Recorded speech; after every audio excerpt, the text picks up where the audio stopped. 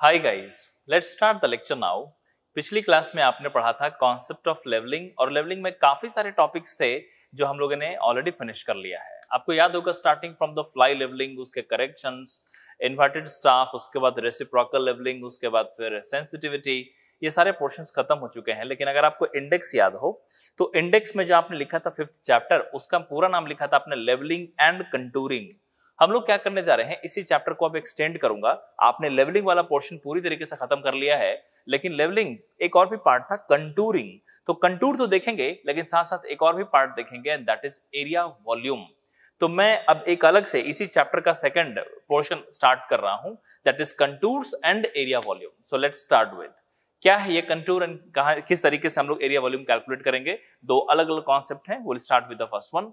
सो 5 का आपने चैप्टर 5 लिखा था, तो उसको 5A और 5B मान करके समझो कि 5A में आपने लेवलिंग पढ़ लिया और 5B में we are going to start chapter 5B।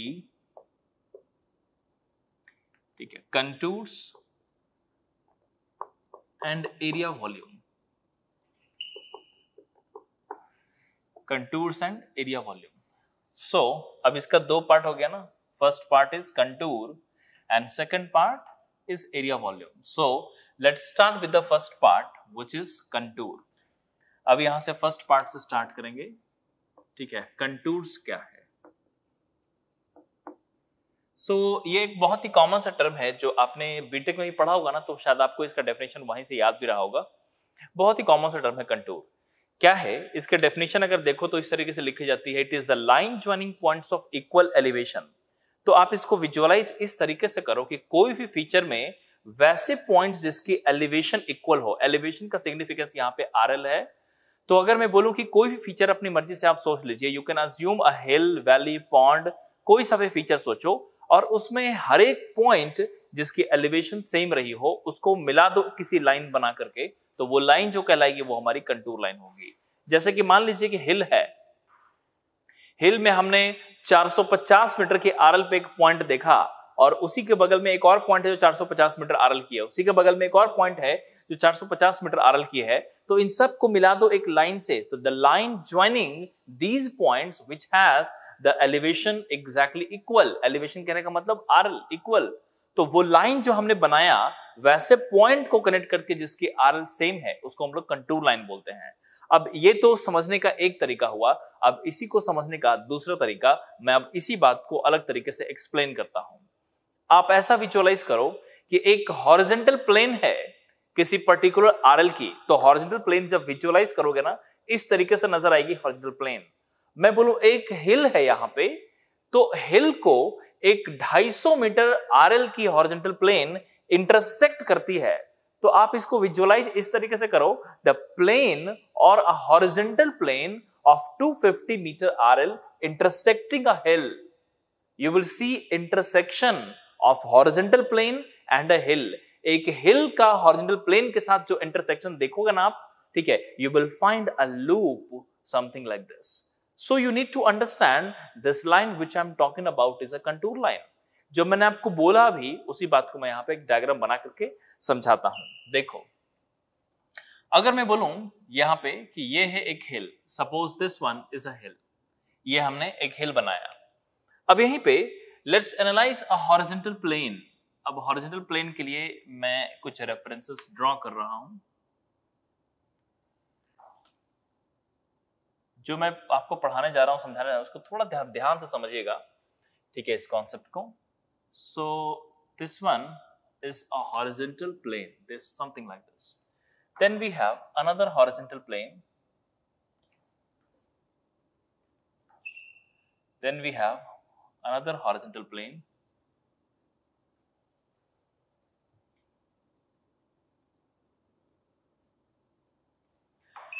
Then we have another horizontal plane. तो आप इसको विजुअलाइज करो इस तरीके से कि बीच में हिल है और अलग अलग हॉरिजॉन्टल प्लेन कई सारे हैं जो पैरेलल हैं, आपको दिखाई दे रहा होगा। मैं इसका एक आरएल लिखता हूं ताकि आपको ये बात और भी अच्छी तरीके से समझ में आए।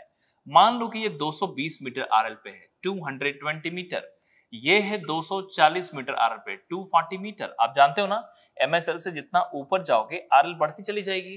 तो ये जो हॉरिजॉन्टल प्लेन देख रहे हो ना 220 मीटर आरएल वाली है, उसके ऊपर गए तो 240 मीटर आरएल वाली हॉरिजॉन्टल प्लेन, फिर 260 मीटर आरएल वाली हॉरिजॉन्टल प्लेन, और फिर 280 मीटर आरएल वाली हॉरिजॉन्टल प्लेन। तो अभी आपको ये दिखाई दे रहा होगा ना कि अलग अलग 4 हमने आपको प्लेन दिखाए हैं, और इस प्लेन से आप ये विजुअलाइज कर पा रहे होगे कि एक हिल है जो बीच में है, ठीक है, एंड उसके 4 उसमें अलग अलग हॉरिजॉन्टल प्लेन है जो इंटरसेक्ट कर रही है।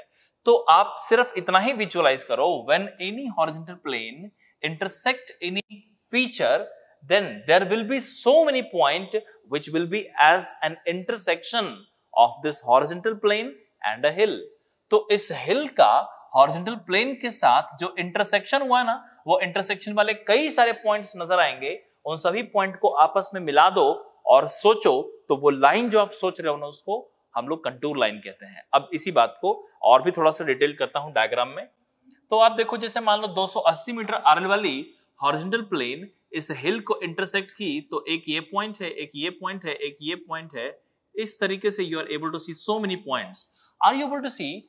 तो मैं बोलूं कि इस पर्टिकुलर 280 मीटर आरएल और इस हिल का इंटरसेक्शन में ये सब पॉइंट्स नजर आया। If I connect this point by a line, तो ये इस तरफ से जिधर से आप देख रहे हैं उधर से तो नजर आ ही रहा है, लेकिन इसके पीछे वाले साइड में भी होगी, जिसको मैं डॉटेड लाइन से ड्रॉ कर रहा हूं। Look at this. So this you need to understand कि ये जो मैंने अभी ड्रॉ किया, this particular line in red color is basically an intersection of this horizontal plane of 280 meter and the hill here। So इन दोनों का intersection एक ये वाली आपको लाइन नजर आई, this particular red color, so this one is what? contour line। आप खुद ही सोचो, इस लाइन के ऊपर जितने सारे पॉइंट्स है ना, उन सभी की आरएल क्या होगी? 280 मीटर। सिंपल, क्योंकि वो प्लेन पे भी है और वही हिल पे भी है। इंटरसेक्शन कहने का मतलब क्या हुआ कि वो जो पॉइंट जिसकी बात मैं कर रहा हूं, वो इस प्लेन 280 मीटर पर भी एग्जिस्ट करता है और हिल पर भी एग्जिस्ट करता है। तो दोनों का इंटरसेक्शन एक कुछ इस तरीके से लूप बनकर आएगी। तो अगला जो प्लेन हमने लिया उससे 20 मीटर नीचे, वर्टिकल प्लेन पे नीचे लिया 260 मीटर वाली प्लेन, और इसका इंटरसेक्शन जब हुआ, so you are able to see one more line something like this. So you can now understand the line joining, जैसे इसको देखा ना आपने, this is a line something like this। So this one is a line joining points of elevation of 280 meter। Similarly, ये वाली line is the intersection of the plane 260 meter RL and a hill। ठीक है। Similarly, we have intersection of this 240 meter and a hill, something like this। Similarly, we have intersection of 220 meter and a hill, something like this। अब देखो, कई सारे आपको यहां पे contour नजर आ रहे हैं। I guess you are able to understand that these contour lines in red color are basically the intersection of this horizontal plane and a hill। horizontal plane और hill के बीच का जो intersection है, उस लाइन को हम लोग कंटूर लाइन कह रहे हैं। तो आप देखो यहाँ पे कंटूर लाइन, ये कितने मीटर की कंटूर लाइन है, कितनी आरएल की? तो आप बोलोगे इस वाले कंटूर लाइन की आरएल हो जाएगी 280 मीटर, इस वाले की हो जाएगी 260 मीटर, इस वाले की हो जाएगी 240 मीटर, इस वाले की हो जाएगी 220 मीटर। अब अगर आपको यह बात समझ में आ गई है, तो यहीं पे कुछ और भी टर्म्स डिफाइन होता है। तो आपको कंटूर लाइन यहाँ पे बहुत आसान तरीके से आपको यहाँ पे रेड कलर में दिखाई दे रहा होगा कि these lines are basically called as the contour line. अब आप देखो कि आपने जो व्यू देखा है ना अभी अभी, जो फीचर का मैंने आपको दिखाया है, ये व्यू एक आइसोमेट्रिक व्यू है। ठीक है। अब इसी का साइड व्यू, इसी का टॉप व्यू सोचो, तो मैं आपको यहीं पे दिखाऊं कि अगर मैं इसका साइड व्यू दिखाऊं, ये आइसोमेट्रिक है और इसीलिए आपको प्लेन भी नजर आ रही है, हिल भी नजर आ रही है। इसी को साइड व्यू देखो, तो जो प्लेन है ना ब्लू कलर की, ठीक है, ये वाली ब्लू कलर की, आप जब साइड व्यू देखोगे तो प्लेन एक लाइन की तरह नजर आएगी।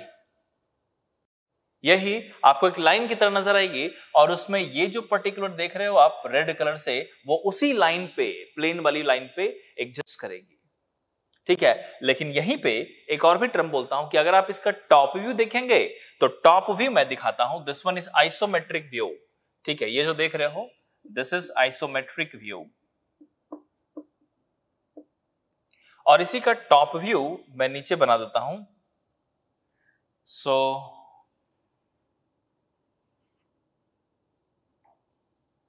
ये रहा टॉप व्यू।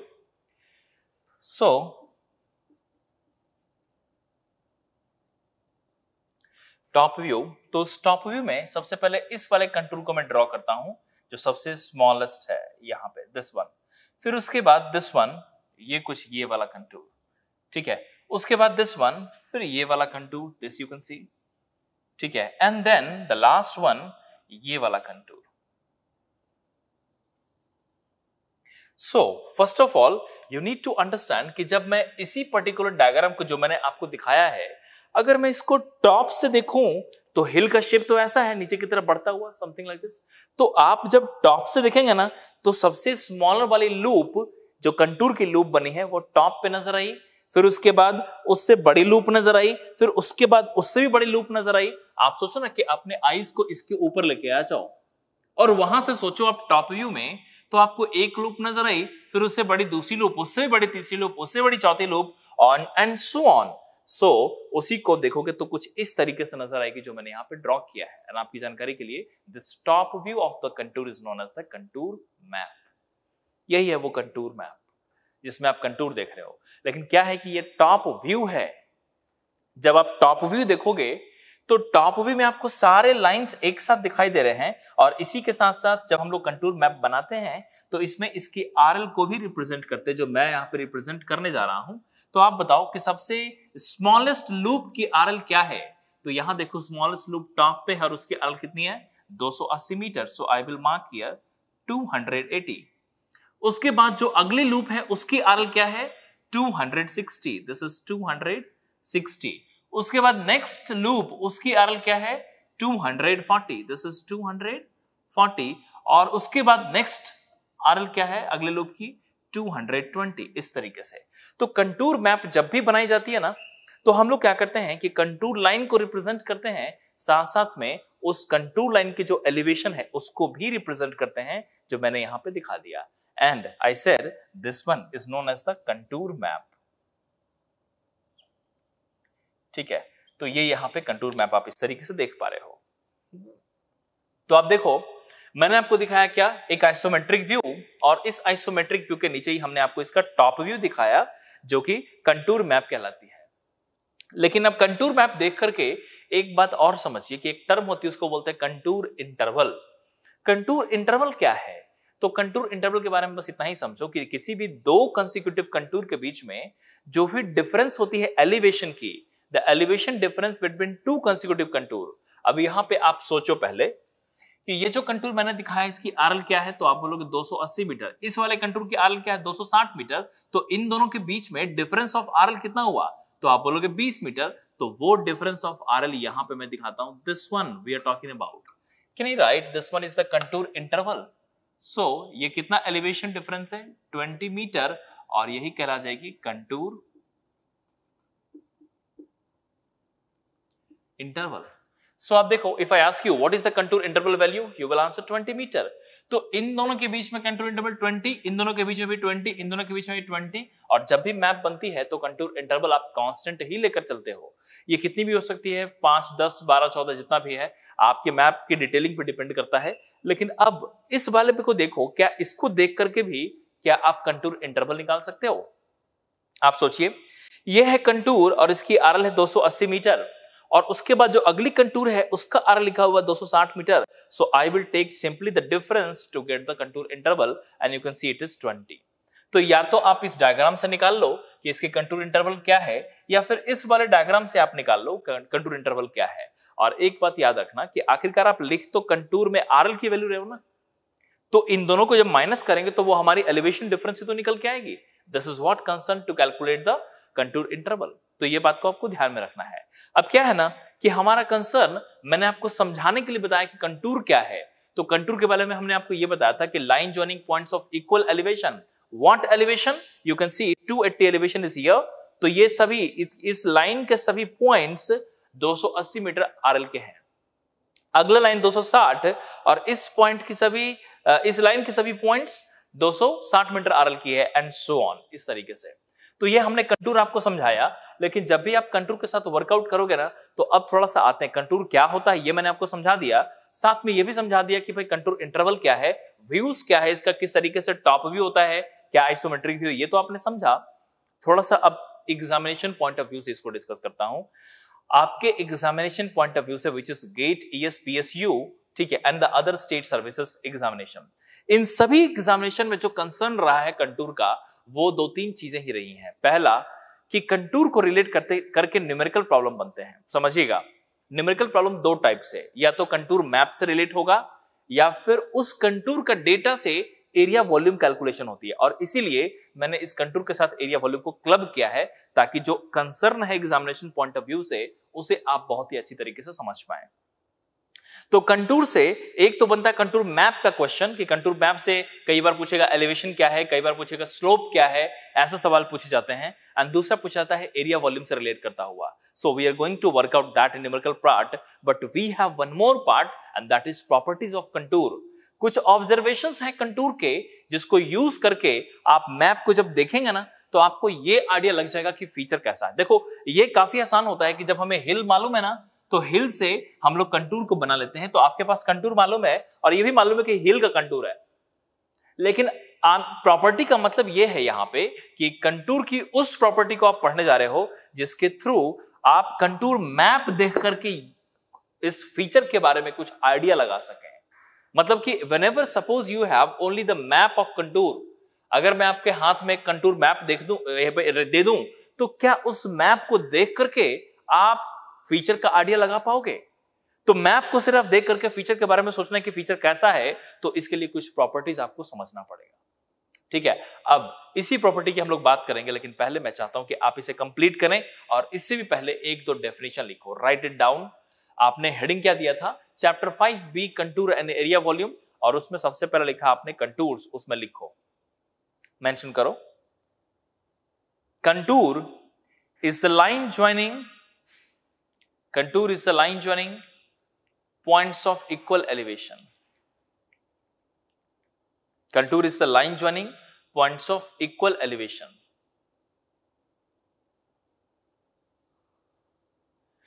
Equal elevation, ठीक है, in bracket RL, in bracket RL। इसी में एक और पॉइंट लिखो, it can also be considered as,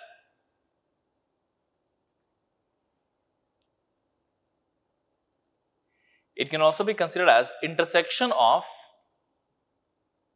any feature, it can also be considered as intersection of any feature with horizontal plane, intersection of any feature with horizontal plane, intersection of any feature with horizontal plane। ठीक है, एक और point वहीं पे लिखिए, contour interval, contour interval लिखिए, elevation difference between two consecutive contour, elevation difference between two consecutive contour is called contour interval, elevation difference between two consecutive contour is called contour interval। चलो यहीं पे stop करता हूं, और पहले आप इसे कंप्लीट करो। ये जो हमने आपको बताया है ना, इसको अपने पेज में जो नोट आप बना रहे हो उसमें प्रॉपर्ली सेम तरीके से आप इसे ड्रॉ कर लीजिए। Then will start with some properties. पहले कंप्लीट कर लो आप इसे, पॉज करके video.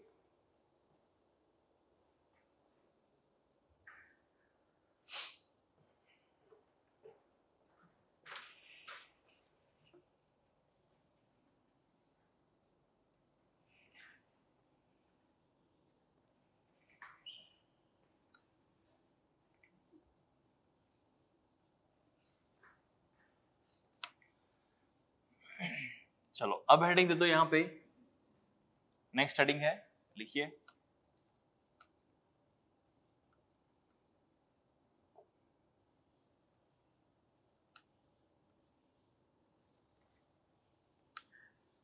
Next heading, write down some important properties, some important properties,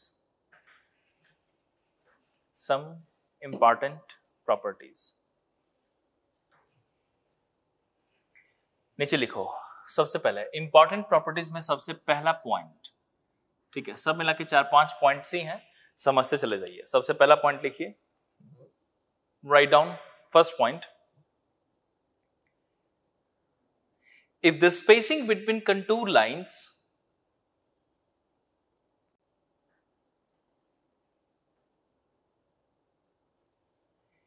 if the spacing between contour lines are equal, if the spacing between contour lines are equal,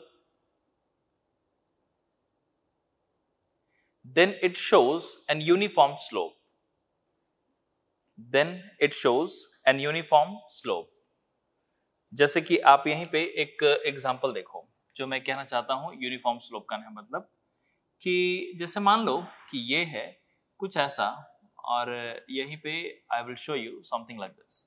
आप ना सिर्फ ये देखते चले जाओ कि जैसे कंटूर हमने दिखाया ना, 3-4 यहाँ पे लाइंस हमने शो कर रखे हैं और इस लाइंस को आप ध्यान से देखो तो आपको ना एक पैटर्न दिखाई दे देगा। Look at this.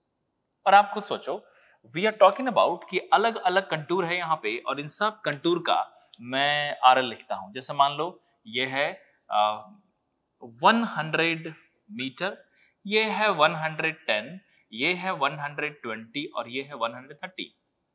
Think about कि मैं बोलूं कि स्पेसिंग, अब स्पेसिंग कहने का मतलब कि मैप में जो आप स्पेस देख रहे हो, तो मैप में आपने पहला लाइन देखा, दूसरा लाइन देखा और इन दोनों के बीच में ये वाली स्पेसिंग जो देख रहे हो ना, ठीक है, this spacing is suppose D, वही स्पेसिंग यहां भी है इज डी और वही स्पेसिंग यहां भी है डी। आपने इसी बात को लिख रखा है कि whenever we have a equal spacing between the contours, तो इन दोनों के बीच में स्पेस ये सेम है, ये भी सेम है, ये भी सेम है, ठीक है। तो जब स्पेस सेम हो जाएगी तो इसका मतलब है कि इस जगह पे ये यूनिफॉर्म स्लोप शो कर रहा है।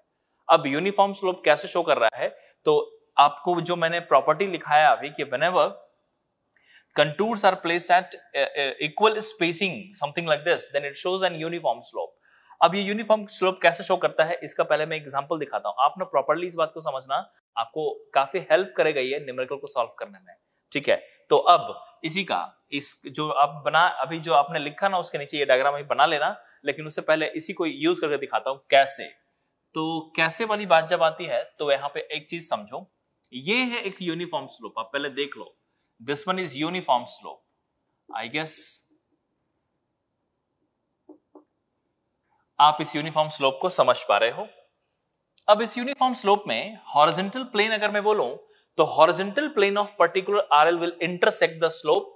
तो एक हॉरिजॉन्टल प्लेन यहां पे इंटरसेक्ट किया, दिस इज वन प्लेन, दूसरा प्लेन यहां पे इंटरसेक्ट किया, तीसरा प्लेन यहां पे इंटरसेक्ट किया। अब जरा 1 मिनट के लिए रुकते हैं और पहले आप ये विजुअलाइज करो कि अभी मैंने आपको एक आइसोमेट्रिक व्यू दिखाया था, याद होगा आपको। उस आइसोमेट्रिक व्यू में मैंने आपको यह बोला था कि आप बेसिकली आइसोमेट्रिक व्यू देख रहे हो, इसलिए आपको प्लेन और फीचर दोनों नजर आ रहे हैं। जब टॉप व्यू देखोगे तो सिर्फ कंटूर नजर आ जाएंगे और साइड व्यू देखोगे तो जो प्लेन है वो एक लाइन की तरह नजर आएगी। तो this one is the side view. I hope you are able to understand. तो वो जो प्लेन नजर आ रही थी ऐसे, वो अभी आपको बिल्कुल साइड, जैसे सोचो ना कि अगर मैं आइसोमेट्रिक व्यू की बात करूं तो मैं आपको दिखाता हूं। जैसे मान लो ये हॉरिजॉन्टल प्लेन है, तो आइसोमेट्रिक व्यू देखोगे तो ऐसे दिखाई दे रही है आपको, पूरा रेक्टेंगल शेप कुछ ऐसा प्लेन दिखाई दे रहा है ना। लेकिन अगर मैं बोलूं कि साइड व्यू देखो, तो इस साइड व्यू में अगर आप इस तरीके से देखोगे then you are able to see only a line something like this. ये वाला लाइन दिखाई देगा। वही लाइन आप यहां पे देख पा रहे हो कि एक प्लेन है, दूसरी प्लेन है, तीसरी प्लेन है, एंड ये है कोई हिल या फिर कैसा भी चीज, कोई भी फीचर जिसमें एक यूनिफॉर्म स्लोप है। अब यहीं पे मैं आपसे एक सवाल करूं, ये मैंने आपको एग्जाम्पल दिखाया है, एक सवाल करूं कि इन सब की आरएल क्या है। So let's write the RL also.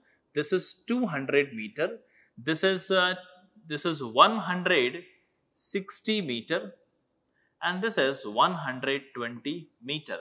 तो आप खुद सोचो कि ये है 120 मीटर, 40 मीटर ऊपर 160 और उससे भी 40 मीटर ऊपर 200, ठीक है। अब मैं आपसे ये पूछूं कि भाई इसके कोरस्पॉन्डिंग जो लाइन होगी ना, एक बात तो तय है कि एक कंटूर यहां पे होगी, फीचर और लाइन का इंटरसेक्शन, दूसरी कंटूर यहां से होगी, तीसरी। अब इसी का प्रोजेक्शन मैं बनाता हूं टॉप व्यू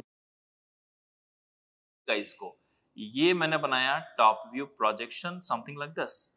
अब आप खुद ही सोचो कि अगर मैं प्रोजेक्शन इस तरीके से दिखाऊं, सो यू कैन सी कंटूर कुछ यहां पे कुछ ऐसा आएगा, दिस एक कंटूर समथिंग लाइक दिस, तीसरा कंटूर समथिंग लाइक दिस, और आप सिर्फ इस पे कंसंट्रेट करो कि भाई जब स्लोप इक्वल है, ये वाली स्लोप सोचो जितना भी है, और आपको ये भी मालूम है कि ये वाली डिफरेंस कितनी है, तो आप बोलोगे ये है 200, ये है 160, तो ये हो जाएगी 40 मीटर डिफरेंस। तो स्लोप जितना भी है, क्या ये वाली डिस्टेंस जितनी भी होगी, can I write this difference is going to be D here. ठीक है, अब इस जो चीज आपने इस वाले ट्रायंगल में देखा ना, आप ट्रायंगल का नाम देख लो, ए, ठीक है, ये हो जाएगा बी डैश और ये हो जाएगा बी, फिर ये है सी और ये हो जाएगा सी डैश। मैं आपसे एक सवाल पूछता हूं, जो ए बी की स्लोप है वही बीसी की भी स्लोप है, तभी तो आप बोलोगे यूनिफॉर्म स्लोप। और इस केस में जब आपको मालूम है कि ये 40 है और उस स्लोप के कोरस्पॉन्डिंग जो भी ये वैल्यू आई है, उसका जो मैप पे स्केल करके आ रहा है वो आ रहा है डी। सेम चीज आप इसमें सोचो कि बी सी जो लाइन है इसमें भी वही स्लोप है और यहां पे भी डिफरेंस तो 40 है। देखो 160 एंड 120 40 डिफरेंस, तो यहां पर भी तो डी ही आएगी। ठीक है, सो कभी भी जब ऐसा सिचुएशन आए किसी मैप में कि you have equal spacing in the line, अगर लाइन में इक्वल स्पेसिंग आ जाए, जैसे यहां पे है कि ये जो स्पेसिंग है वही स्पेसिंग यहां है, वही स्पेसिंग यहां है, वही स्पेसिंग यहां है, तो स्पेसिंग सेम होने का मतलब सिर्फ एक ही चीज होता है कि यहां पे यूनिफॉर्म स्लोप है। ठीक है, तो इस तरीके से यूनिफॉर्म स्लोप के साथ वी कैन वर्क आउट। ठीक है, तो हमने जो आपको पॉइंट अभी लिखवाया था, मैंने आपको ये बोला था कि whenever we have equal spacing in the lines of contour, it represents what? Uniform slope, जिसका मैंने एग्जांपल यहां समझाया और उसी को एक हमने एग्जांपल के साथ यहां पे समझा दिया। तो आप देखो कि कैसा भी कंटूर बन के आए, उन सब में स्पेसिंग इक्वल उस जगह पे आ जाएगी जहां पे यूनिफॉर्म स्लोप होगी। अब कंक्लूजन ये हुआ कि अगर मैं मैप देखूं तो कई सारे कंटूर में अलग अलग स्पेसिंग, कहीं पे स्पेसिंग कम दिखाई देगी, कहीं पे ज्यादा दिखाई देगी और कहीं पे इक्वल स्पेसिंग दिखाई देगी। तो अगर इक्वल स्पेसिंग आती है तो उसका एक ही कंक्लूजन होता है कि इस जगह पे, इस लोकेशन पे कंटूर में यूनिफॉर्म स्लोप है। जैसे कि आपको मैं एक एग्जांपल के थ्रू और समझाता हूं। जैसे मान लो ये है कंटूर मैप और मैं बोलूं कि कंटूर मैप में ये कुछ ऐसे नजर आ रहा है। ठीक है, ये कुछ इस तरीके से नजर आ रहा है। ठीक है, ये कुछ इस तरीके से नजर आ रहा है। ठीक है, अब देखो अगर आप ध्यान दोगे ना तो ये वाली स्पेसिंग, ये वाली स्पेसिंग, ये सब अलग अलग स्पेसिंग है, लेकिन आप यहां पे ध्यान दोगे तो ये स्पेसिंग जो मैंने दिखाया वही स्पेसिंग यहां है, वही स्पेसिंग यहां है, वही स्पेसिंग यहां है। इसका मतलब कि इस डायरेक्शन में एक यूनिफॉर्म स्लोप एग्जिस्ट करता है। ठीक है, वहीं पे अगर मैं बोलूं यहां पे, तो आप देखो अगर मैं ज्यादा या कम दिखा दूं तो उसका मतलब कुछ और हो जाएगा। अब मैं कंटूर को दिखाता हूं कि किस तरीके से चेंज होता है। आप देखो, आप यहां पे देखो इस डायरेक्शन में, यहां पे कम, यहां पे बहुत ज्यादा, यहां पे फिर से कम और यहां पे और भी ज्यादा। ठीक है, तो इधर यूनिफॉर्म स्लोप नहीं है, लेकिन इसके कोरिस्पॉन्डिंग इधर की तरफ एक यूनिफॉर्म स्लोप एग्जिस्ट करती है। तो हमारा कंक्लूजन ये हुआ कि whenever you have equal spacing in the contour line, it represents the uniform slope. ठीक है, I hope you have understood this. So first you write down all the things which I have written here. Do it now.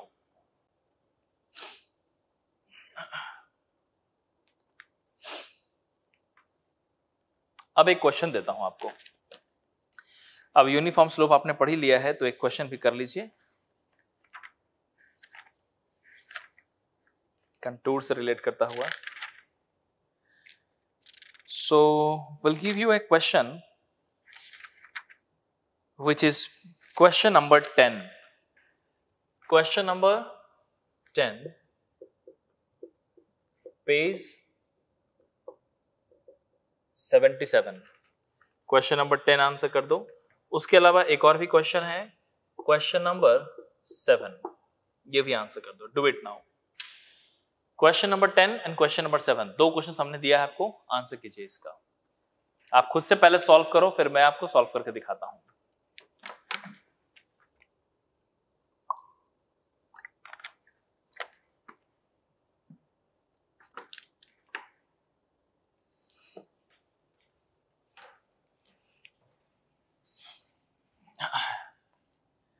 जो question number 10 है ना, वो देखो काफी अच्छा question है, गेट का आया हुआ है।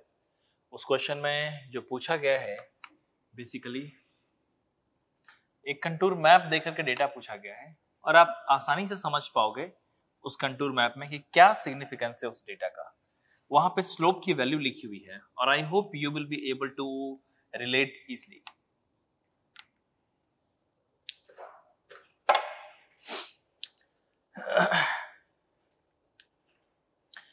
देखो मैं स्टार्ट करता हूं अब। आई होप कि आप सबने ट्राई किया होगा, आप में से कई सारे लोगों का आंसर आ भी गया होगा।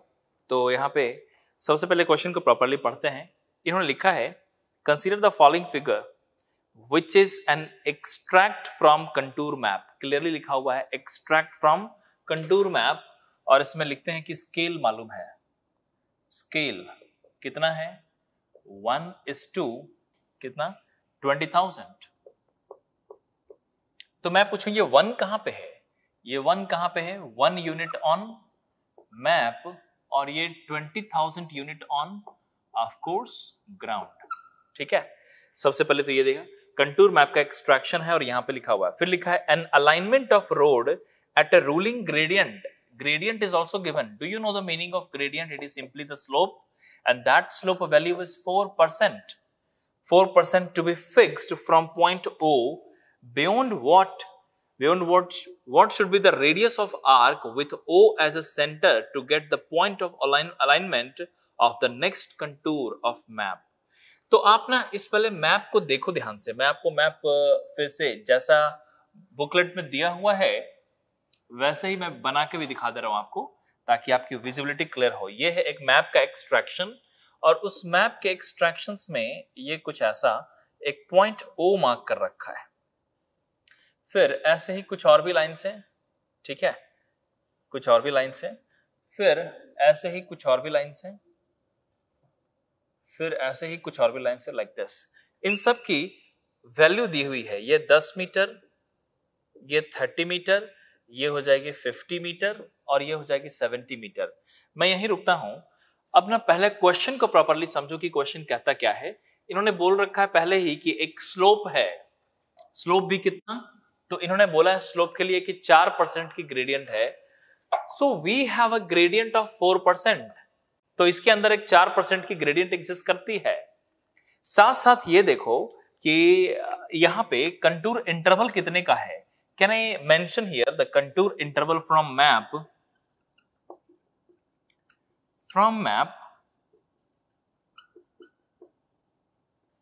Contour interval is कितना 20 मीटर, 20 मीटर की कंटूर इंटरवल आ गई। आगे पढ़ो क्या लिखा है इन्होंने, लिखा है an alignment of road at a ruling gradient of 4% to be fixed from O। तो एक रोड बनाई जा रही है O से, क्या है, and beyond what should be from point O and beyond, ठीक है, O and beyond, चलो ठीक है, what should be the radius of arc with O as a center to get, center लेना है O को और इस तरीके से बनाना है कि the center and get a point of alignment to the next contour of the map।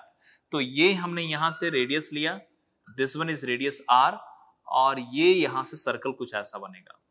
तो हमें क्या बताना है, what is the value of R, radius क्या है सर्कल की। तो एक कंटूर को सेंटर मानते हुए ये अलाइनमेंट किसी पर्टिकुलर रेडियस से इस तरीके से पार कर रही है कि दूसरे को टच करते हुए जा रही है। क्लियरली मेंशन किया हुआ है, देखो a point of alignment of the next contour of the map. तो ये है पहला कंटूर ओ से और दूसरा कंटूर नेक्स्ट, मतलब ये सेकंड वाला, और ये आर की वैल्यू क्या होनी चाहिए, इस रेडियस की वैल्यू ये निकालने जा रहे हैं। तो पहले तो आप ये बता दो कि इन दोनों के बीच में एलिवेशन डिफरेंस कितना है। एलिवेशन डिफरेंस कितना है, तो आप बोलोगे एलिवेशन डिफरेंस है 20 मीटर की, इट इज 20 मीटर। अब इसी चीज को यहां पे अगर मैं रिप्रेजेंट करूं, ठीक है, तो अब आप यहां पे देखो उसी को सिर्फ मैं रिप्रेजेंट करता हूं इस लाइंस को। So you will see what कि ये यहां से कुछ ऐसे आ रही है लाइन और ये यहां से कुछ ऐसे आ रही है line, something like this. So this one is the point O as a center and we have taken this as the radius R and इसको कंसीडर करते हुए we have a circle something like this, ये कुछ ऐसा। So let's analyze कि ये किस तरीके से होगी। So मैं इसका स्लोप दिखाता हूं आपको, आप ये समझो कि एक स्लोप है, ये नीचे है, ये उससे ऊपर उससे ऊपर उससे ऊपर, तो ये स्लोप जो होगी ना वो कुछ इस तरीके से है, यूनिफॉर्म स्लोप। ये है ग्रेडियंट ऑफ 4%, 4% की ग्रेडियंट है। और यहां पे आरएल कितना है, इसका कितना लिखा हुआ था 30 मीटर, और इसका कितना लिखा हुआ था 10 मीटर। तो हियर इट इज 30 मीटर और हियर इट इज 10 मीटर। ठीक है, सो एक काम करते हैं कि भाई इन दोनों को आपस में रिलेट करो। तो आप बता दो यहीं पे, do you know what is the elevation difference we have, तो आप बोलोगे 20 मीटर। ठीक है, और यहीं पे मैं पूछूं स्लोप कितना है, व्हाट इज स्लोप हियर, तो आप बोलोगे स्लोप कितना है, तो इसका स्लोप लिखा हुआ था 4%, सो आई विल मेंशन 4%। तो आप बता दो what is the horizontal distance between the two contour. ये जितना भी हॉरिजॉन्टल डिस्टेंस आएगा ना ये ग्राउंड का आएगा, क्योंकि आपने एलिवेशन कंटूर 1, ये कंटूर 1 एंड कंटूर 2 का जो एलिवेशन लिया है ना वो ग्राउंड पे है।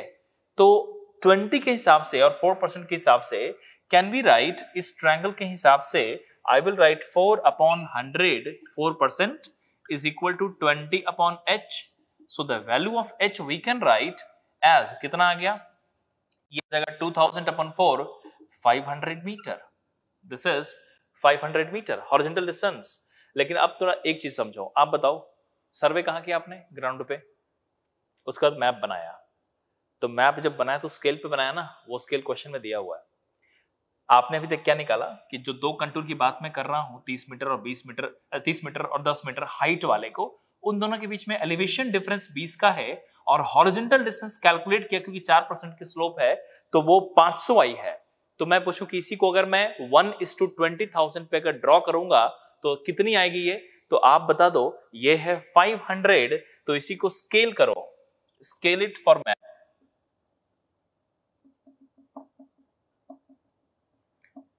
ठीक है, तो ये कितनी हो जाएगी, दिस h की वैल्यू हम लोग क्या लिखेंगे r, और r की वैल्यू कितनी हो जाएगी, दिस इज 500 मीटर। ठीक है, डिवाइडेड बाय 20, कितना 20,000, चेक कर लो कितनी आ रही है। So we will work out, ये आ जाएगी कितनी, this is 500/20,000 and this value comes out 0.025, 0.025 metre. Centimetre में कितनी आ जाएगी, so multiplied by 100 and this becomes 2.5 centimetre. आप देखो कोई ना कोई आंसर होगा जो मैच कर रहा होगा। So you can work out from here, it is 2.5 centimeter, C answer. तो आपने इस क्वेश्चन के जरिए से यह समझा है कि यूनिफॉर्म स्लोप कभी भी जब इक्वल स्पेसिंग होती है तो यूनिफॉर्म स्लोप बनती है। तो क्वेश्चन जरूरी नहीं है कि आपसे ये पूछे कि चेक करो कि यूनिफॉर्म स्लोप है कि नहीं, या फिर असर्शन रीजनिंग में डायरेक्टली सेंटेंस हो। क्वेश्चन कई बार ऐसा भी करता है कि वो, जैसे इस क्वेश्चन में क्या किया, यूनिफॉर्म स्लोप की वैल्यू दे दिया इन्होंने और पूछा कि वो स्पेसिंग क्या है जो कांस्टेंट होती है। ठीक है, इसी को लैंग्वेज में घुमा फिरा के लिखा हुआ था। तो आप कंक्लूजन ऐसा समझिए कि कभी भी जब यूनिफॉर्म स्लोप होती है तो स्पेसिंग इक्वल होती है, तो या तो स्पेसिंग पूछ ले या तो स्लोप पूछ ले। जैसे इस क्वेश्चन में स्पेसिंग पूछा था। एक और भी क्वेश्चन मैं आपको दिया था अभी, क्वेश्चन नंबर 7। तो पहले आप इसे कंप्लीट कर लीजिए, अभी बोर्ड पे मैं दिखा दे रहा हूं, पहले इस साइड से लिख लो, आप कंप्लीट कर लो।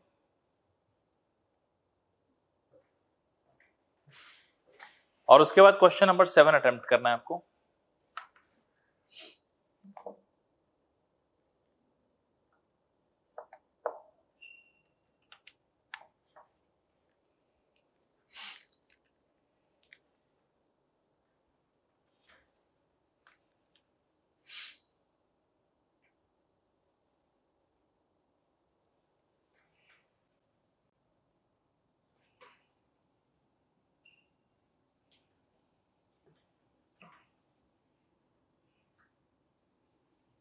क्वेश्चन नंबर 7 अटेम्प्ट करो।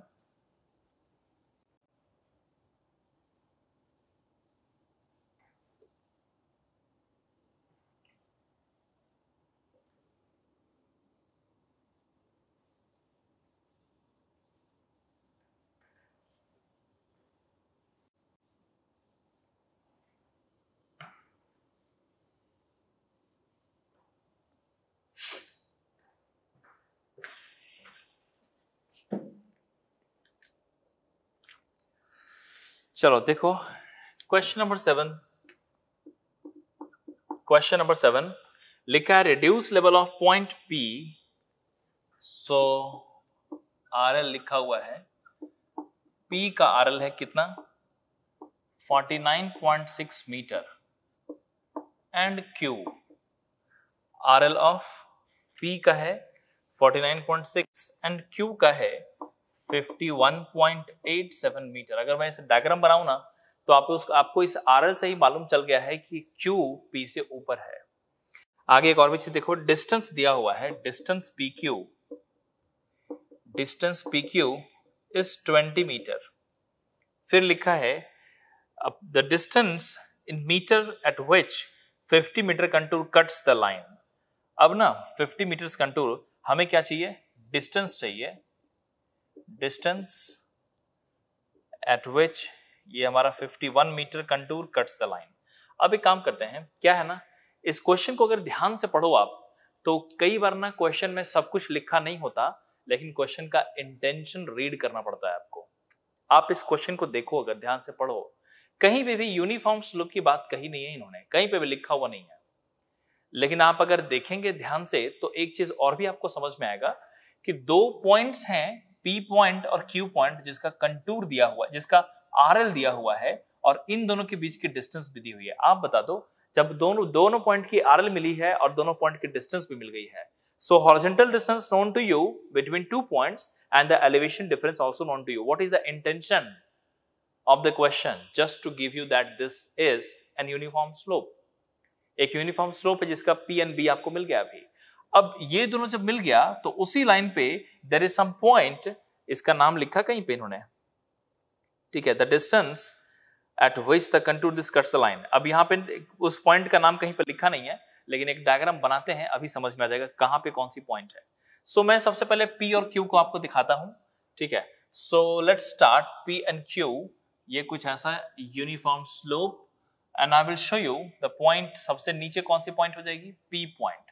सो here you can see the point P we have, ठीक है, एंड देन Q पॉइंट ऊपर है कहीं, this one is Q point. So मैं सबसे पहले इसका हॉरिजॉन्टल प्लेन दिखा दूं, this one is the horizontal plane, this one is the horizontal plane, ठीक है, और इसकी RL भी लिख देता हूं। ये RL कितनी है, Q वाली RL, so it is 51.87 meter, और इसकी RL कितनी है, इट इज 49.60 मीटर, ठीक है, ये कुछ ऐसा है। और इन दोनों के बीच का हॉरिजॉन्टल डिस्टेंस भी मेंशन किया हुआ है क्वेश्चन में। सो हॉरिजॉन्टल डिस्टेंस, हालांकि डिस्टेंस से कंफ्यूज नहीं होना है, इसमें क्या लिखा है, डिस्टेंस लिखा है। मैंने आपको क्या बताया था, पहले भी जिक्र कर चुका हूं, फिर से बोल रहा हूं, सर्वे में अगर कहीं पे डिस्टेंस कहीं पे लिखा गया हो तो उस डिस्टेंस को हमेशा हॉरिजॉन्टल प्लेन पे लेंगे, इंक्लाइंड रहें। So never consider this distance, it is basically this much. कितना लिखा हुआ है P से Q का distance, it is 20 meter, 20 meter, ठीक है। अब आप साथ में ही बता दो कि जब ये मिल चुका है तो ये एलिवेशन भी तो आपको मिल गई। How much is this value elevation? So इसको अगर लिखेंगे तो हम लोग अभी इसको सबट्रैक्ट करके लिख सकते हैं, and this data is basically कितनी हो जाएगी, 51.87 minus of 49.60, this is 2.27 meter. तो आप देखो, ये है एलिवेशन डिफरेंस V और ये है हॉरिजॉन्टल डिस्टेंस H, ये मिल गया। तो क्या हम लोग स्लोप निकाल सकते हैं? अब स्लोप निकाल लेंगे अभी, लेकिन अब कहता क्या है, क्वेश्चन को अगर ध्यान से पढ़ो तो अभी तक हमने सिर्फ जो पहला सेंटेंस लिखा था ना उसको ड्रॉ किया जिसमें लिखा हुआ डिस्टेंस 20 तक, ठीक है। अगला स्टेटमेंट ध्यान से पढ़ो, लिखा है द डिस्टेंस एट विच, और डिस्टेंस भी कहां से, P से, okay, at which 51 meter contour cuts the line. तो ये रही लाइन और 51 मीटर तो इन दोनों के बीच ही में ही होगी ना, ठीक है। तो 51 meter is somewhere here, so you can see this is 51 meter contour. तो इस पॉइंट का डिस्टेंस कहां से पूछा है, P से। सो मैं आपको वो वाला पॉइंट अब दिखाता हूं कि वो पॉइंट कहां से कहां तक है। So let me show you this particular distance, basically the question asking, ये वाली डिस्टेंस कितनी होगी। अब आप सोचो, डिस्टेंस मतलब हॉरिजॉन्टल डिस्टेंस पूछा ना, तो ये डिस्टेंस अगर मैं पूछूं कि what is this distance D we have, तो ये आसानी से निकाला जा सकता है क्योंकि यूनिफॉर्म स्लोप है। और ये वाली एलिवेशन भी हम लोग कैलकुलेट कर लेते हैं, कितनी हो जाएगी। So let's calculate the v value and I can write, ये अगर देखो यहां से, so this is 51 minus 49.6 and this value comes out as 1.4।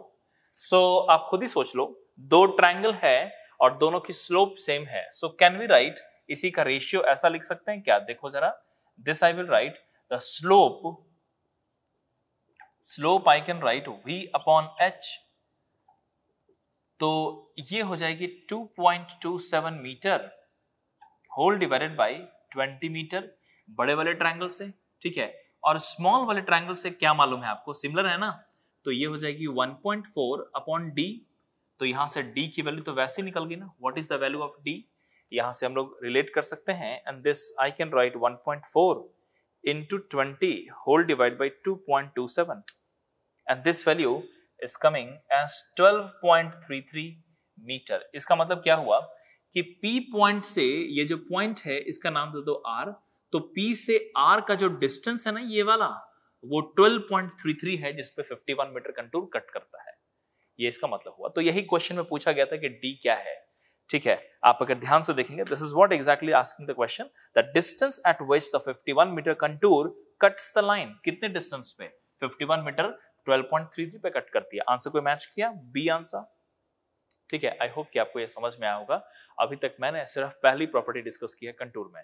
Contour जब स्टार्ट किया था तो मैंने बेसिक्स बताया कंटूर का, कंटूर इंटरवल का मतलब समझाया, और उसके बाद हमने बताया प्रॉपर्टीज, सम इंपॉर्टेंट प्रॉपर्टीज में सिर्फ एक प्रॉपर्टी अभी तक आपने पढ़ा है कि अगर इक्वल स्पेसिंग हुई तो उसका मतलब होता है यूनिफॉर्म स्लोप, और यूनिफॉर्म स्लोप से रिलेट करता हुआ आपने क्वेश्चन अभी सॉल्व किया। Now let's move to the second one, but before that you complete this, लिख लो इसको, कंप्लीट कर लो।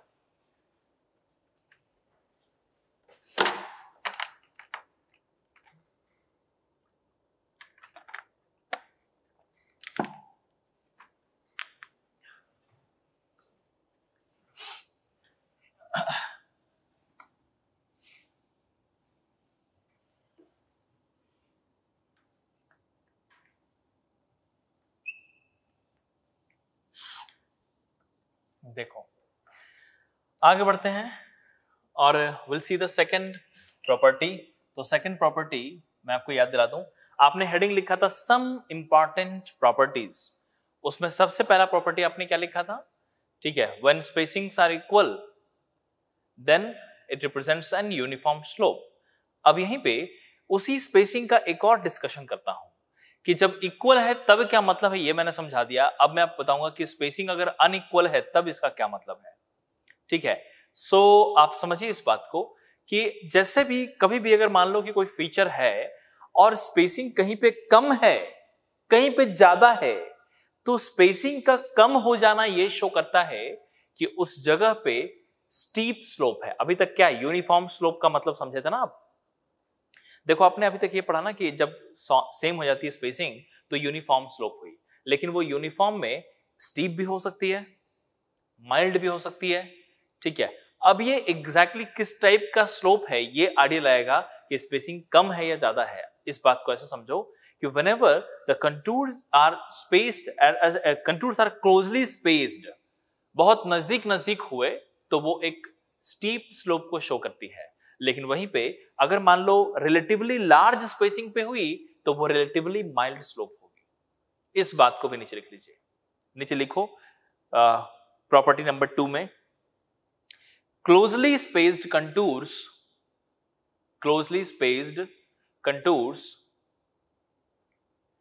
represent ऐसे लिखो, closely spaced contours represent steep slope, closely spaced contours represent steep slope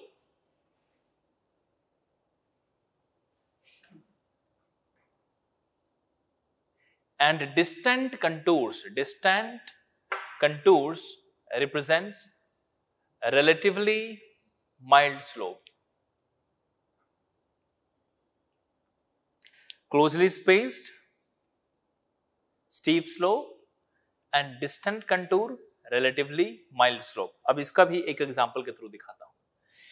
जैसे मान लो कि ये है एक हिल, एक एग्जांपल पहले देखो आप, ये है एक हिल और ये कुछ ऐसा। So first of all you need to understand कि जो मैंने हिल आपको दिखाया है, आप इस हिल को अगर ध्यान से देखो तो इस साइड से ना स्टीप दिखाई दे रही है और उस साइड से माइल्ड है। तो पहले आप पहले ही देख लो कि this one is steep slope, एक साइड से स्टीप है एंड दूसरे साइड से माइल्ड है। ठीक है, यहां पे अगर मैं बोलूं कि मैंने क्या बोला था कि कोई भी फीचर को अगर हॉरिजॉन्टल प्लेन कट करेगी तो इस केस में भी कट करेगी, लेकिन ये साइड व्यू दिखा रहा हूं, इसका मतलब प्लेन आपको एक लाइन की तरह नजर आएगी। सो ये हो गई टॉप वाली लाइन, ये हो गई दूसरी लाइन, ये हो जाएगी तीसरी लाइन एंड सो ऑन। अब एक काम करते हैं, पे मैं इन सब का ना आरएल बता देता हूं। सो सबसे पहले जो टॉप पे देख रहे हो, this has RL as 320 meter, this has RL 300 meter, this has RL 280 meter, something like this. तो ये जो प्लेन है ना, ये प्लेन है 280 मीटर RL की, इससे ऊपर जाओ 300 मीटर RL, उससे ऊपर जाओ 320 meter RL and so on.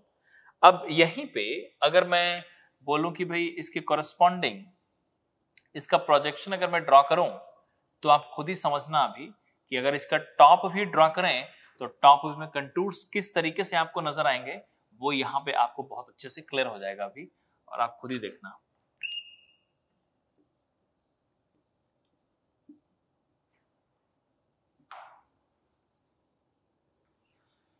देखो अब यहां पे मैं दिखाऊं कि सबसे पहले 320 मीटर आरएल के कोरस्पॉन्डिंग जो कंटूर बनेगी ना वो कुछ इस तरीके से नजर आएगी। लुक एट दिस, ये 320 मीटर वाली है। उसके बाद 300 मीटर वाली जो कंटूर नजर आई वो कुछ इस तरीके से आएगी 10, और उसके बाद 280 मीटर वाली जो कंटूर नजर आएगी वो कुछ इस तरीके से नजर आएगी। Look at this. अब यहीं रुकते हैं और आप पहले इस तीनों कंटूर को ध्यान से देखो। Let's mark the values also. So I will write this is 320 meter contour, this is 300 meter contour and this one is 280 meter contour. Think about the spacing here कि भाई इस साइड में जो स्पेसिंग है जरा देखो इस डी की वैल्यू, यहां पे इस साइड देखो डी की वैल्यू, और साथ में इस साइड भी देखो डी की वैल्यू यहां पे, कि जो कंटूर की स्पेसिंग है ना, ठीक है, आप बताओ इस साइड कैन आई से it is closely spaced. So here you can see the conclusion closely spaced,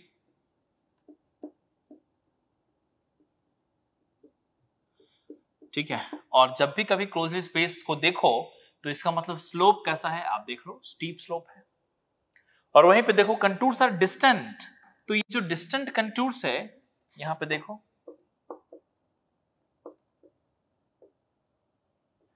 distance contour का मतलब क्या होगा, तो आप देखो यहां पे mild slope, relatively mild slope. तो यही इसका सिग्निफिकेंस होता है कि कभी भी अगर आप स्पेसिंग के बारे में सोचो तो आपको 2-3 पॉइंट कंक्लूड कर सकते हो। कहीं पे भी अगर मान लो स्पेसिंग सेम है, यहां पे सेम, यहां पे सेम, मतलब यहां पे कांस्टेंट स्लोप है, ठीक है। लेकिन कहीं पे बहुत कम, जैसे यहां पे बहुत कम है, यहां पे बहुत ज्यादा है, तो कम होने का मतलब ये हुआ, क्लोजली स्पेस होने का मतलब ये हुआ कि इसके कॉरेस्पॉन्डिंग जो ग्राउंड है वहां पे स्टीप स्लोप है, और यहाँ पे स्पेसिंग ज्यादा है, इसका मतलब रिलेटिवली माइल्ड स्लोप है। कहीं ऐसा भी हो सकता है वहां और भी ज्यादा स्पेसिंग है, मतलब और भी ज्यादा माइल्ड है, यहाँ पे और भी कम अगर कहीं पे नजर आ जाए, इससे भी कम, तो वहां पे और भी स्टीप है एंड सो ऑन। ठीक है, कंप्लीट कर लीजिए इसको, डू इट नाउ।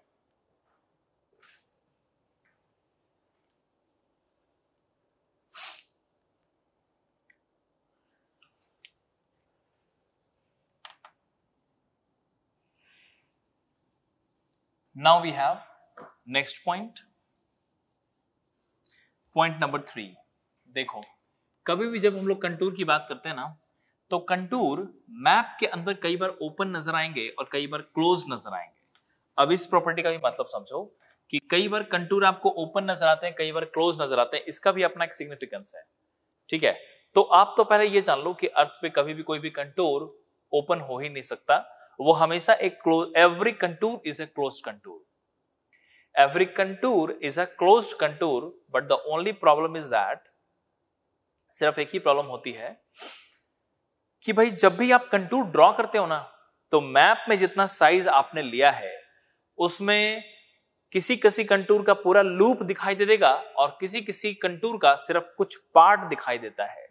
जैसे कि मैं आपको यहीं पे एक मैप दिखा करके समझाता हूं। जैसे मान लो ये मैप है, कंटूर मैप, तो यहां पे आपको ऐसा नजर आया कि ये एक कंटूर है, ये एक कंटूर है और ये एक कंटूर है, कुछ ऐसा, ठीक है।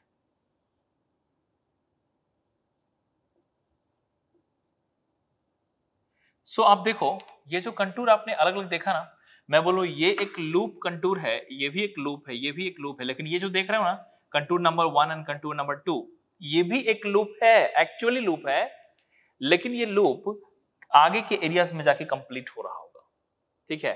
तो जितना एरिया का आपने मैप ड्रॉ किया है उसमें कुछ ही कंटूर आपको लूप की तरह फुल्ली नजर आ रहे हैं, ये भी लूप होगा, लेकिन अगर इसका और भी आगे का एरिया ड्रॉ करेंगे तो वो भी आपको लूप नजर आ जाएगा। आप समझिए कि कोई भी कंटूर कहीं और नहीं खुद में आके क्लोज होती है। ऐसे मान लो ये कंटूर यहां से स्टार्ट हुई तो ये किसी और कंटूर पर जाके क्लोज नहीं हो सकती है। It will always be end to it starting point, always something like this. तो कोई भी कंटूर ना जहां से स्टार्ट होती है वहीं आकर के क्लोज आपको नजर आएगी हमेशा। तो हर एक कंटूर ही क्लोज कंटूर है, लेकिन मैप अगर ड्रॉ करते हो तो मैप तो हमेशा एक रेस्ट्रिक्टेड एरिया के लिए ही ड्रॉ होता है कि इस पर्टिकुलर एरिया का मैप आपने देखा तो उस मैप में कहीं कहीं पे आपको क्लोज कंटूर नजर आएंगे, लूप कंटूर, और कहीं कहीं पे लूप कंटूर नजर नहीं आएंगे। तो इसका मतलब ऐसा नहीं कि ये लूप नहीं है, ये भी लूप है, लेकिन ये आगे का एरिया में जाकर कंप्लीट हो रहा होगा, ठीक है। तो हमारा कंसर्न है कि एक मैप के अंदर लूप होने का क्या सिग्निफिकेंस है। अब इस मैप में कहीं कहीं पे लूप नजर आ रहा है, उसका एक ही सिग्निफिकेंस होता है कि whenever we have a contour in a loop or a close contour, it represents either a hill or a pond. या तो ये हिल रही होगी या तो ये पॉन्ड रही होगी। कभी भी जब ऐसा नजर आए ना तो ये हिल या पॉन्ड को ही सिग्निफाई करती है। अब इस बात को मैं आपको एक एग्जांपल के थ्रू समझाता हूं। देखो जैसे मान लो कि ये है एक हिल और वहीं पे एक पॉन्ड यहां पे आपको दिखाई दिया। सो आई विल शो यू, ये ग्राउंड है, ठीक है, और यहां भी ग्राउंड है। सो थिंक अबाउट कि यहां पे मैं कुछ कंटूर्स, चलो एक काम करते दोनों को अलग अलग कर लेते हैं, ज्यादा बेटर विजिबिलिटी आ जाएगी आपको, ठीक है। ये कुछ ऐसा। सो मैं बोलूं कि यहां पे देखो एक कंटूर यहां, दूसरा कंटूर यहां, तीसरा कंटूर यहां, ठीक है। और इसके कोरस्पॉन्डिंग अगर मैं मैप ड्रॉ करूं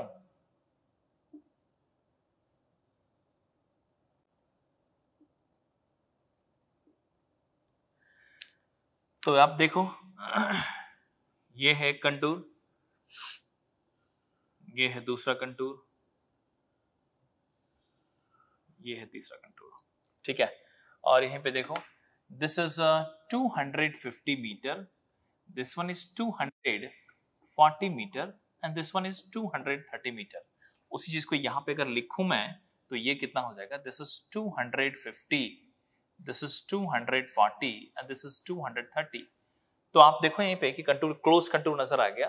तो क्लोज कंटूर कभी भी आए तो या तो वो हिल शो करता है, ये रही हिल, और ये जो हमने यहाँ पे डायग्राम दिखाया दिस वन इज पॉन्ड, ठीक है। और इस केस में भी देखो एक कंटूर प्लेन हमने यहाँ पे सॉरी हॉरिजॉन्टल प्लेन दिखाया है। This one is suppose 110, this is 120 and 130। और इसके कोरस्पॉन्डिंग भी if I draw a map in a similar way you will find a loop. So we can conclude some point that whenever we have a loop contour it represents either a hill or a pond, ठीक है। So ये कुछ ऐसा है, ये देखो। So अगर इसमें मैं वैल्यूज लिखूं ना तो वैल्यूज को आप यहाँ पे इस तरीके से देख सकते हो कि this value is basically smallest one is 110, then 120 and then 130, ठीक है। सो अब कुछ ये जो हमने एग्जांपल दिखाया है, एक दो पॉइंट और कंक्लूड करता हूं। मैंने आपको ये बताया कि कभी भी अगर आपको क्लोज्ड कंटूर नजर आए, लूप कंटूर नजर आए, तो कंटूर का लूप में बन जाना एक ही चीज शो करता है, it is either a hill or a pond, ठीक है, बात क्लियर। लेकिन अब आप कैसे पहचानोगे कि एग्जैक्टली वो हिल है या वो पॉन्ड है? तो इस चीज को पहचानने के लिए हम लोग ऑर्डर देखते हैं कंटूर का। अब आप यहां पे देखो एक एग्जांपल देखो। हिल के केस में आप देखो कि जैसे जैसे आप अंदर की तरफ आओगे कंटूर मैप के अंदर, आप पढ़ क्या रहे हो कि मैप देख करके कैसे पहचाने। तो ये रही मैप, और मैप देख करके आप अगर देखो तो अंदर की तरफ बढ़ो तो आपको ना कंटूर की वैल्यू बढ़ती नजर आएगी। देखो यहाँ पे ये 230, उससे बढ़ गई 240, उससे बढ़ गई 250। तो अगर कंटूर में जो आरएल की वैल्यू है, या फिर इसी को कह दो if the readings of contour increases toward centre, यहां देखो इसकी रीडिंग सेंटर की तरफ बढ़ती चली जा रही है। So whenever you see a contour map in which the readings are increasing towards the center, it represents a hill. Now you can see in case of the pond, we have a central contour, then middle, then outer. If you see here, then you will see the pattern that this has a nature of reading increasing towards outside. देखो बाहर की तरफ बढ़ रही है। तो ये 110 थी, उससे बढ़कर के 120, उससे बढ़कर के 130।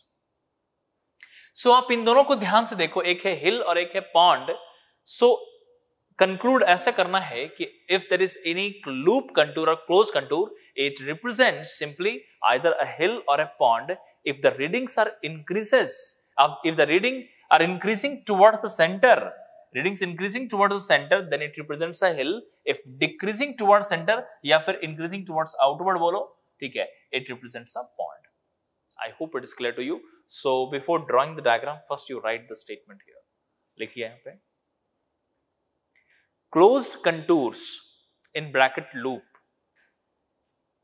Closed contours in bracket loop represents either a hill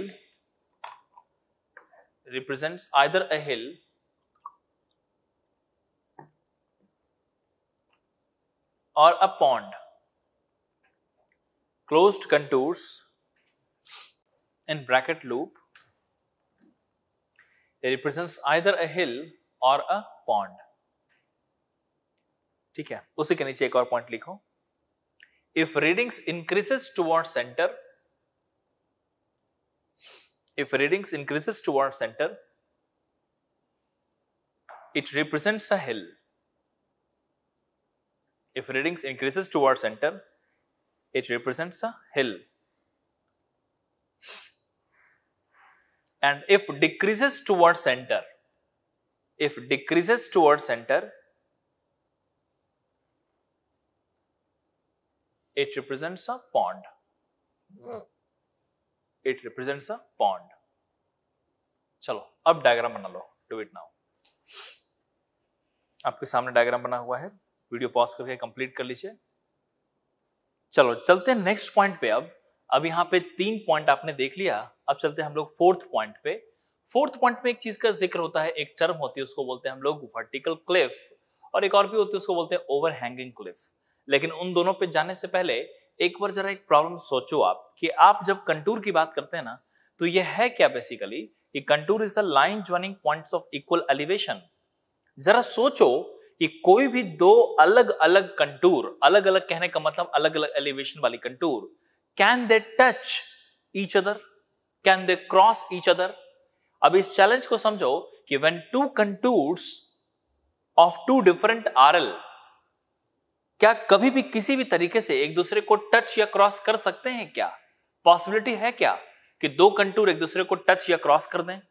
ठीक है, तो यहीं पे आप समझिए इस बात को कि कभी भी ये पॉसिबिलिटी नहीं है। You can not think about any two different contour which they will touch और क्रॉस ईच अदर। लेकिन क्या है, क्यों नहीं है पॉसिबिलिटी, ये भी समझ लो पहले।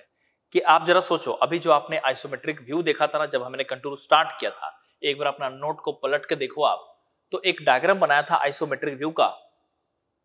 अगर उस डायग्राम में देखो तो आपको यह नजर आएगा कि अलग अलग हॉरिजॉन्टल प्लेन है, और जितने भी कंटूर है वो अलग अलग प्लेन पे एग्जिस्ट करते हैं, कुछ ऊपर हैं, कुछ नीचे हैं, इस तरीके से। सो कंटूर तो सब अलग अलग प्लेन पे है, क्या किसी भी तरीके से एक दूसरे को कभी टच या क्रॉस कर सकते हैं? Answer no. तो एक स्टेटमेंट याद रखना हमेशा कि two contours of different elevation can never touch और क्रॉस ईच अदर। ना ही कभी वो टच कर सकते हैं, कहने का मतलब ज्वाइन कभी भी नहीं कर सकते, और ना ही कभी क्रॉस कर सकते हैं एक दूसरे को। ठीक है, लेकिन अब एक प्रॉब्लम समझो। क्या है ना कि जब आप कंटूर को ड्रॉ करते हैं तो कई बार ऐसे फीचर्स आपको देखने को मिलते हैं जिसमें स्ट्रक्चर का शेप बिल्कुल वर्टिकल हो जाता है किसी किसी लोकेशन पे। तो बिल्कुल अगर वर्टिकल हो गया तो एक कंटूर नीचे, उसके ऊपर एक कंटूर, वर्टिकल वाले पोजीशन पे ना आप देखोगे कंटूर अलग अलग एलिवेशन पर ही हैं, लेकिन जब मैप बनाओगे तो आपको ऐसा लगेगा कि वो टच कर रहे हैं। ठीक है, तो वैसे केसेस जिसमें ये टच करता हुआ नजर आता है या फिर क्रॉस करता हुआ नजर आ जाए, उसको एक्सेप्शंस में रखा गया है। स्टेटमेंट हमेशा याद रखिएगा, two contours of different elevation can never touch, can never cross each other. अब इस बात को मैं आपको फिर से डायग्राम से समझाता हूं। सो पॉइंट नंबर 4 की तरफ हम लोग आगे बढ़ेंगे।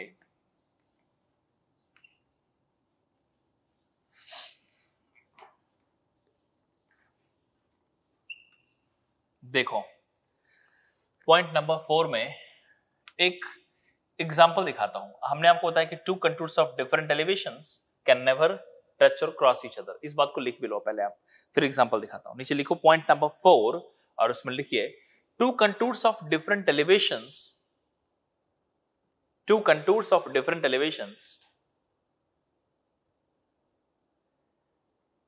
can never touch, oblique join, oblique cross each other. Two contours of different elevations can never touch, oblique join, oblique cross each other. ठीक है, और उसी के नीचे लिखो some exceptions, उसी के नीचे लिखो some exceptions। अब exceptions में क्या है, सबसे पहले I will show you one feature here which is known as the vertical cliff। vertical cliff क्या है पहले ये समझो। any structure which has one side completely perfectly vertical। जैसे मान लो एक हिल दिखाता हूं, ये है कुछ ऐसा हिल, ठीक है, स्मॉल शेप का ये, लेकिन कुछ ऐसा हिल है जिसका एक साइड ना बिल्कुल वर्टिकल हो चुका है। सो आप इस बात को देखो कि this is now perfectly vertical. एक ऐसा हिल जिसका एक साइड बिल्कुल वर्टिकल हो चुका है, कुछ ऐसा। अब मैं बोलूं कि ऐसे सिचुएशन में जब एक साइड बिल्कुल वर्टिकल है और हिल है कुछ इस तरीके से, तो अगर मैं हॉरिजॉन्टल प्लेन जो जिसकी बात मैं अभी तक कर रहा था उसको अगर मैं ड्रॉ करूं, you will see the horizontal planes like this, and these horizontal planes you will see something like this is 250, this is 248, and this is 246 meter. So corresponding to this, if I draw a contour, then you will find something like this।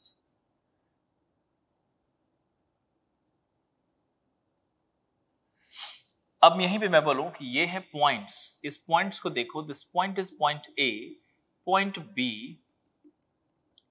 And point C. पहले तो ये बताओ क्या ये तीनों अलग अलग point हैं ऑलरेडी? ऑफ कोर्स यस, लेकिन अब इसके कॉरस्पॉन्डिंग अगर आप ड्रॉ करोगे ना, ठीक है, सो यू विल फाइंड कि एक कंटूर ऐसे, दूसरी कंटूर ऐसे और तीसरी कंटूर कुछ इस तरीके से आपको नजर आ गई like this. So think about that you have this particular horizontal plane, इस पे एक कंटूर रही होगी, फिर इस पे एक और कंटूर रही होगी, इस पे एक छोटी कंटूर रही होगी, तो वो हमने यहां पे ड्रॉ किया। इसकी अगर वैल्यूज में लिखूं तो वो वैल्यूज आप यहां पे समझ सकते हो। This is smallest one is 250, then 248 and 246 like this. लेकिन अब इसमें देखो प्रॉब्लम क्या है, आपको ऐसा दिखाई दे रहा होगा कि ये तीनों एक पर्टिकुलर पॉइंट पे ज्वाइन कर रहे हैं। ऐसा लग रहा है ना देख करके कि 250 मीटर आरएल की, 248 मीटर आरएल, 246 मीटर आरएल वाली जो कंटूर है वो सब एक कॉमन पॉइंट पे आके ज्वाइन हो रही है। लेकिन प्रैक्टिकली सोचो, क्या ये पॉसिबल है?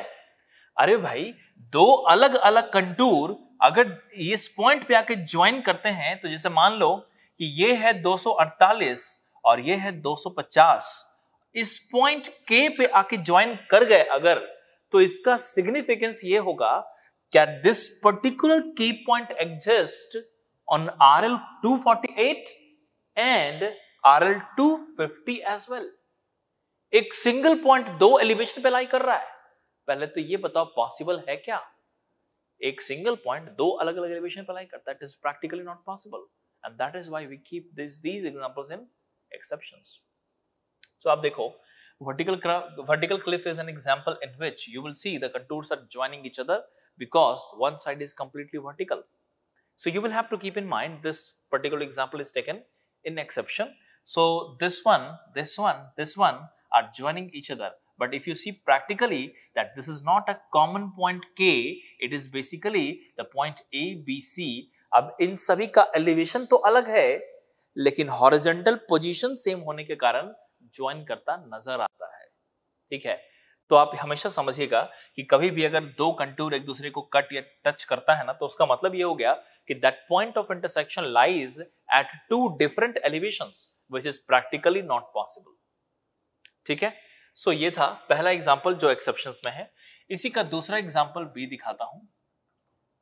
बी में इट इज ओवरहैंगिंग क्लिफ।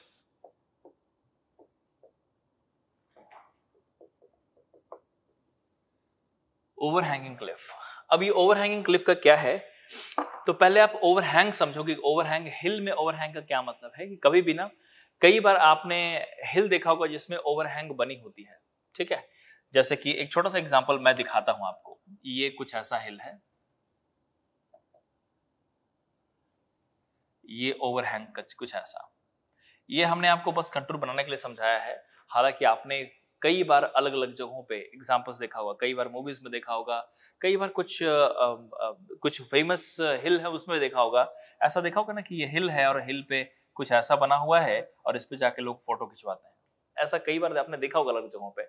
तो इस टाइप का जो हिल होता है ना, हिल का वो पोर्शन जो बाहर की तरफ निकला और नीचे यहाँ पे खाली हो, ये क्या हुआ, ओवरहैंग का ही तो पार्ट है।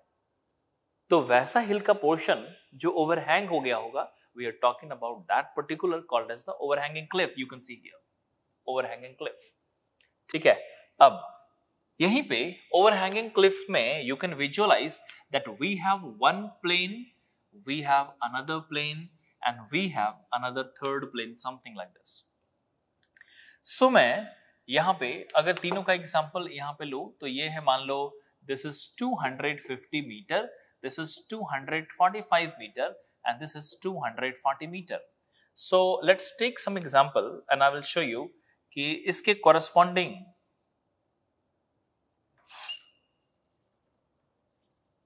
अब मैं यहां पे ड्रॉ करता हूं this one। ठीक है, उसके बाद now we have this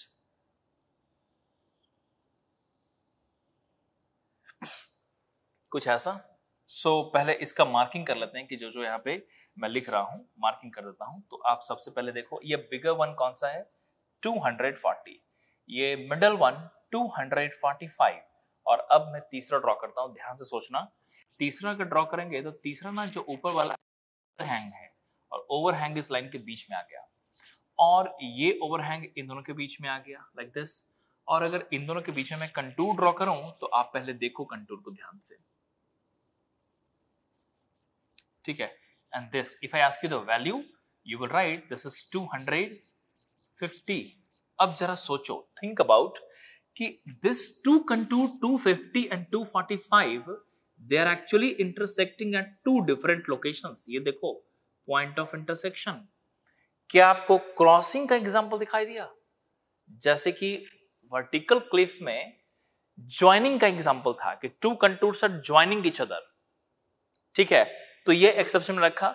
उसी तरीके से यहां पे देखो तो ओवरहैंगिंग क्लिफ में क्या हुआ कि आपको क्रॉसिंग का एग्जांपल नजर आ रहा है। This is also an exception. So यहां पे भी अगर इसको पॉइंट ऑफ इंटरसेक्शन मानोगे आप, तो इसका सिग्निफिकेंस फिर ये हो जाएगा कि this point exist on elevation 250 meter RL and 245 as well, but you know that practically it is not possible, so we have kept this in exception, right? So yahan pe in this vertical cliff you have seen the example of joining the contour, in this you have seen the example of overhanging cliff, और यहां पे देखा आपने crossing contour का। इसी तरीके से एक और भी है डायग्राम, इसमें भी क्रॉसिंग और ज्वाइनिंग का बनता है, केव का एग्जांपल। ठीक है, गुफा जो होती है ना, जैसे मान लो हिल है, हिल के अंदर एक गुफा है। ठीक है, अब मैं बोलूं कि अगर मैं हिल को प्लेन पे कट करूं तो आपको क्या नजर आएगा कि एक बड़ी सी चारों तरफ से बनी और बीच में भी एक बन के आएगी।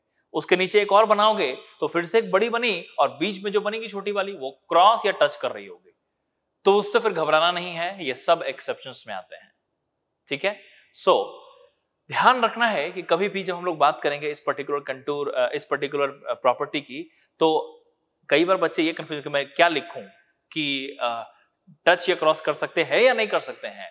सिंपल आंसर, नहीं कर सकते हैं। ये सब एग्जांपल जो दिखाया हमने ये सब एक्सेप्शंस में है। ठीक है, that means two contours of different elevation can never touch, cross or join each other, can never. I hope it is clear to you. So 4 different points we have already covered, but now the last point we have is the next point. यहां पे हम लोग नीचे यहीं पे पहले आप इसे कंप्लीट कर लो, फिर we'll start the next point.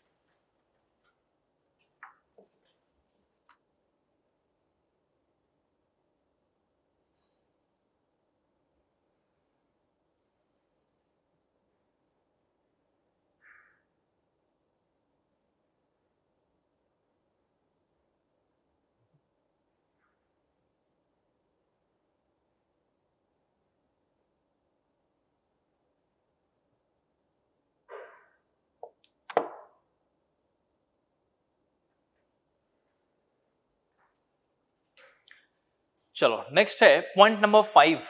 Point number 5 में एक प्रॉपर्टी पहले समझ लो आप, और प्रॉपर्टी से पहले ये जानना जरूरी है, एक लाइन होती है उसका नाम होता है रिज लाइन, और एक होती है उसका नाम होता है वैली लाइन। ये रिज लाइन और वैली लाइन का क्या कॉन्सेप्ट है, पहले आप रिज लाइन और वैली लाइन को समझ लो, फिर उसके बाद हम लोग आगे बढ़ेंगे। हालांकि मुझे लगता है अदर सब्जेक्ट में आपने पढ़ा भी होगा रिज लाइन और वैली लाइन का मतलब। एक लाइन में मैं डिफाइन करता हूं, आपको समझ में आ जाएगा कि लाइन ज्वाइनिंग पॉइंट्स ऑफ, ठीक है ऐसे समझो, line joining highest point of a hill is called as a ridge line, and line joining lowest point of a valley is called as a valley line. तो अगर कहीं पे भी हिल होती है तो हिल में आप ऐसे समझो कि हिल है, तो हिल में अगर मैं लाइंस को, मतलब किसी भी हिल में टॉप मोस्ट पॉइंट सोचो, फिर उसी हिल का किसी दूसरे सेक्शन पे टॉप मोस्ट पॉइंट सोचो, फिर किसी तीसरे पॉइंट पे टॉप मोस्ट पॉइंट सोचो, तो वो जो रिज लाइन बन के आएगी, अगर रिज लाइन को आप समझिए, रिज लाइन क्या है, line joining top most point of a hill. तो एक हिल में, हिल हमेशा ऐसा थोड़े ना होता है कॉनिकल बिल्कुल, ठीक है, वो तो ऐसा भी होता है, तो उसकी जो टॉप मोस्ट पॉइंट उन सबको मिला दो, so line joining top most point of a hill is called as a ridge line.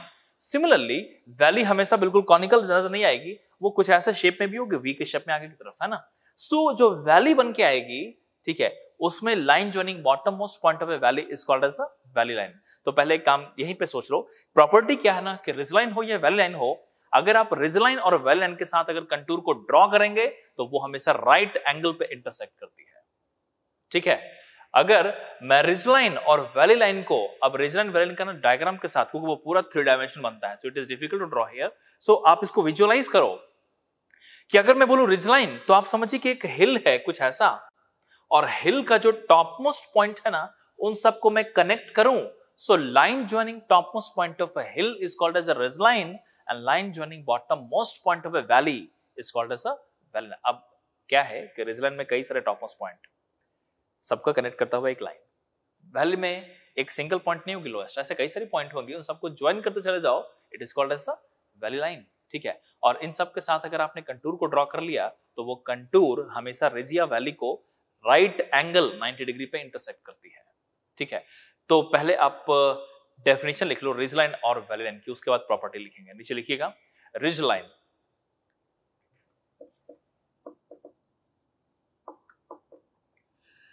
Ridge line नीचे लिखिए, line joining topmost point of A hill is called ridge line, line joining topmost point of A hill is called ridge line, और वहीं पे valley line में लिखो, line joining bottom most point of a valley is called valley line,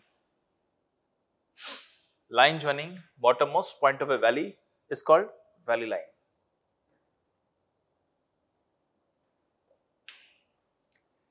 चलो नीचे property लिखिए अब,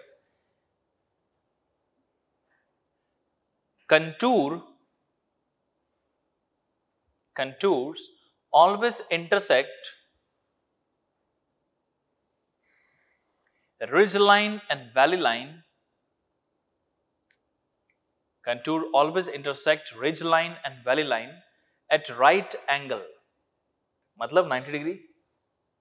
contour always intersect ridge line and valley line at right angle, contour always intersect ridge line and valley line at right angle। ठीक है, 90 degree पे intersect करते हैं। ठीक है, चलो ये थे सब मिलाकर के 5 पॉइंट कंटूर्स के। कंटूर का पोर्शन यहाँ पे खत्म हो गया है। इन सब जो हमने प्रॉपर्टी आपको बताई, इन सभी प्रॉपर्टी से डायरेक्ट क्वेश्चंस बनते हैं। ठीक है, जो कि आपको काफी सारे मिल जाएंगे बुकलेट में, आप आसानी से सॉल्व कर पाएंगे। अब इसके अलावा न्यूमेरिकल्स भी बनते हैं, तो न्यूमेरिकल जो मैप से बनते हैं स्केल वाले, जो यूनिफॉर्म स्लोप वाले, वो सब तो मैंने आपको ऑलरेडी करा दिया है। जो अच्छे, जिसमें आपको कंफ्यूजन होता है, वो सब क्वेश्चंस मैं ऑलरेडी कराता जा रहा हूं। ठीक है, अब इसके अलावा एक और भी है कि जब आपके पास कंटूर मिल चुका है तो उस कंटूर को यूज करके किसी भी चीज का हम लोग वॉल्यूम निकाल सकते हैं। मान लो एक हिल है और हिल से हमें कंटूर मैप मिल गई, तो अगर कंटूर मैप मालूम है ना, तो मैं पूरे हिल का वॉल्यूम निकाल सकता हूं। एक पॉन्ड है तो उस पॉन्ड में पानी भरा हुआ है पूरा, मुझे नहीं पता कि वॉल्यूम कितना है, लेकिन अगर कंटूर मालूम है उस पॉन्ड का, तो मैं उस पूरे रिजर्वायर का पूरा जो हमारा पॉन्ड है, पॉन्ड का अगर मान लो कंटूर मिल गया मुझे, तो उस पूरे पॉन्ड का जो टोटल वॉल्यूम ऑफ वाटर है वो निकाल सकते हैं हम लोग। ठीक है, बहुत आसानी से इसे वर्क किया जा सकता है, लेकिन ये सब कैलकुलेशन इसी का एक्सटेंशन है आगे, वो है area volume, which will discuss in the next class. आज के लिए बस इतना ही। Thank you.